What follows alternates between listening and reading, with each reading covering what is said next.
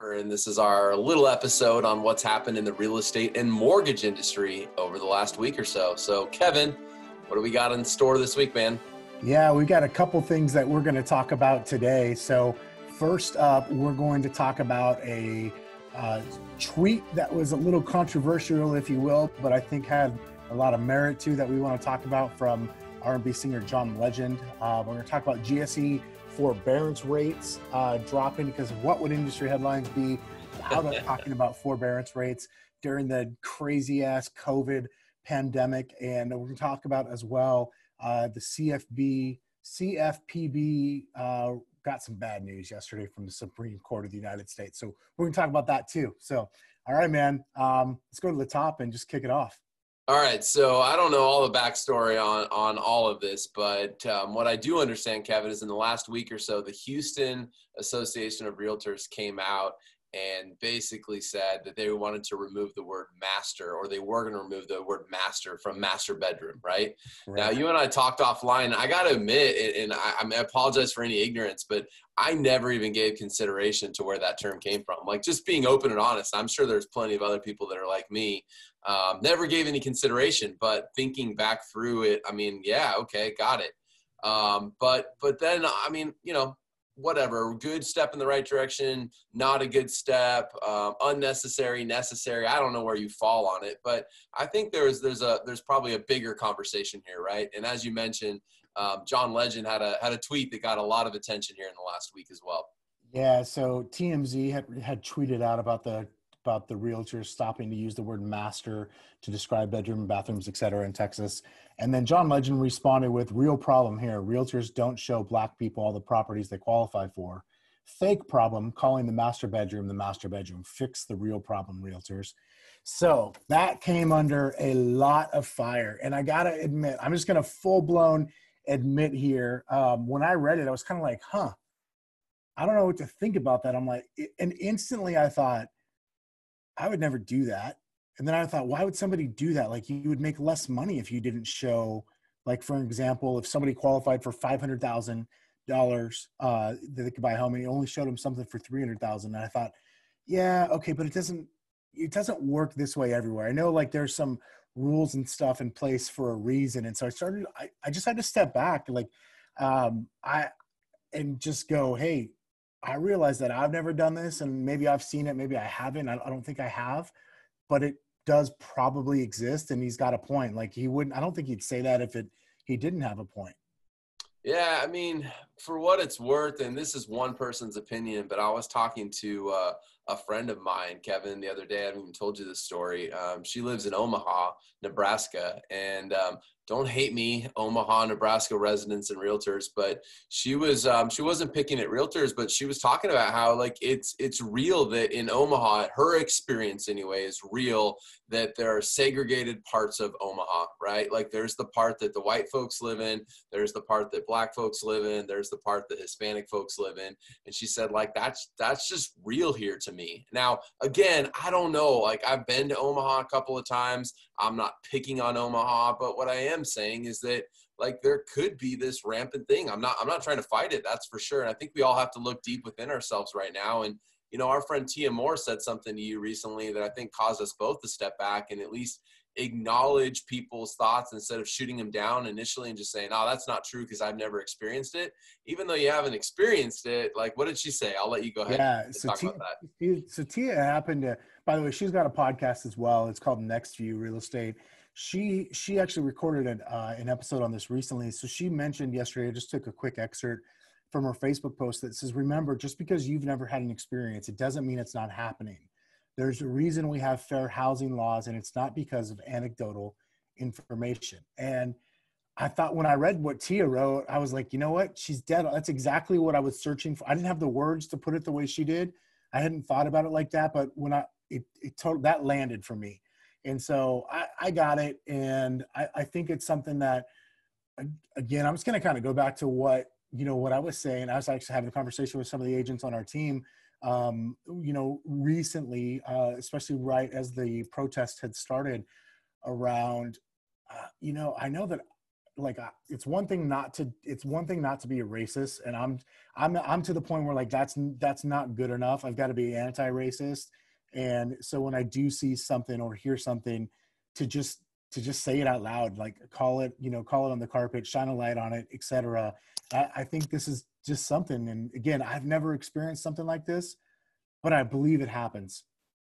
Yeah, well, I think that's what we're learning. Like, we all live in our corners of the world, and sometimes our corners of the world or our parts of the world don't necessarily expose us to other parts of the world. Sometimes we travel and we see things that we're not used to seeing in our corner of the world, and sometimes we meet new people and we learn things that they're going through that we don't experience. And if anything, I hope 2020 teaches us a little bit of compassion and understanding, and also like standing up for what's right.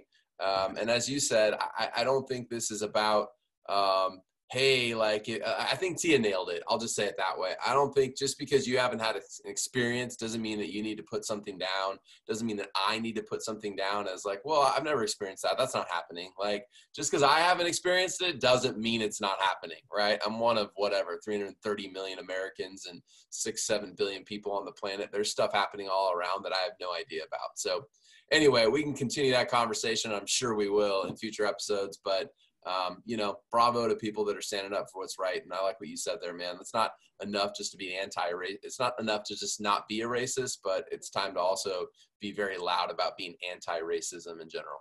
Yep. All right, man, let's move on to, I never thought I'd say this, a lighter topic. GSE forbearance rates dropped for the third week in a row. The Mortgage Bankers Association reported yesterday. But this is also kind of weird, but calls from homeowners seeking forbearance information and help rose last week too. So 3 weeks in a row with the actual number of people with a forbearance dropped. Let's just start there and dissect that. Like, that's good, or maybe not good. That's a good step. It's going in the right direction, right? It is. The counter argument here is that the COVID cases are going in the wrong direction in many parts of the country, and therefore it's causing local governments, like in Arizona just yesterday where you and I reside, our governor had to come out and close more things. So now gyms are closed. Now water parks are closed again. Now, bars are closed and nightclubs and things like that. So, folks that own these businesses that maybe had found some relief for a short period of time are now faced with a lot more uncertainty for the next 30 days, 60 days, 90 days, who knows how long this lasts, right? So anyway, I think it's good. I'll just say that it's healthy. The stock market is obviously responding also to news like this as well. But this is not a definitive time in our history where it's like, cool, we made it through that, we're done. No, like, this is living, breathing, it's changing, it's very active, things are changing all around us. So no matter how you feel about COVID cases and all the like, the point is that there are some people that are out of work right now, and others that are at work that are going to be told they no longer can work if their states or, regulatory, whatever agencies say, hey, we got to shut your business down. So it's going to be interesting to watch this forbearance number. Does a small spike start back up? I don't know. We'll see. Yeah. And speaking of regulatory agencies, big blow to the CFPB, otherwise known as the Consumer Financial Protection Bureau. Yesterday, the Supreme Court of the United States of America issued a decision saying that the structure of the CFPB is unconstitutional. They did stop short of abolishing the watchdog agency. However, that you and I were talking as well about this offline, like, man, this could lead to a lot of things. Yeah, well, I mean, imagine you're Wells Fargo right now, and I pick them because they got one of the biggest, loudest, most publicized in the media over the last couple of years, fines from the CFPB. And forgive me, I don't remember what the number was, but I remember it had a lot of zeros in it. And there might have even been multiple fines given by the CFPB to Wells Fargo. So imagine you're a company like that now sees the Supreme Court's ruling. Like, you've got to imagine there's going to be further court cases, right, from people that have gotten fines from the CFPB or were told to alter the way they were doing business, that now are going to come back and say, well, you may not have eliminated the entity, but you said that the structure of the entity wasn't legal, and therefore I don't think the ruling that came down and the fine that we had to pay should stand. And so I think we're going to see a lot more court cases, is my very unlegal opinion on the matter, Kevin. Yeah, I would agree too. Like, you brought up Wells Fargo. It's in the hundreds of millions was their penalty as an example. Now, they did some bad stuff and they should have been penalized. And most importantly, that money should go to the people that they hurt and stole and cheated from. But, there was 100+ million or more. I just quickly verified that went directly to the CFPB. So, man, could you imagine if they even just got back to that part of it or challenged that part of it? And there's been much smaller fines, but that are still substantial. A lot of real estate brokerages and mortgage companies have been hurt by the CFPB over the last few years. So yeah, I think it's interesting. What would happen if some of these companies went back and go challenge those rulings now that the Supreme Court has said, hey, this whole structure is unconstitutional? It'll be interesting. I think part of the other note that we should bring up is that with this ruling, they're saying that the president of the United States, obviously currently Donald Trump, who knows what'll be, next year, can actually fire the head of the CFPB at will, because before they couldn't. And so, now they actually have to answer to someone and have to watch what they're doing. Interesting stuff. I think in all that, the biggest thing I just heard you say is Wells Fargo might get their money back. They paid the CFPB, which means my stock might go up. So I appreciate you sharing that with me. Not that you just gave me stock advice, but that's kind of what I heard behind the scenes there. No? Okay, never mind. I don't even know. Okay. Anyway. All right. Well, hey, everybody. Have a great 4th. If you're watching us live on Next Level Agents in our Facebook group, thanks for tuning in or watching the recording. And if you're listening to our podcast, thanks for subscribing and listening. And we'll see you back here real soon. Bye, guys.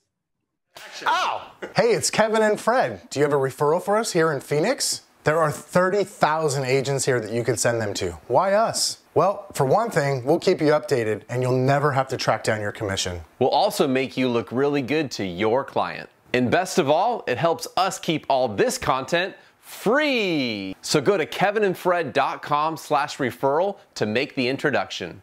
We'll take great care of them.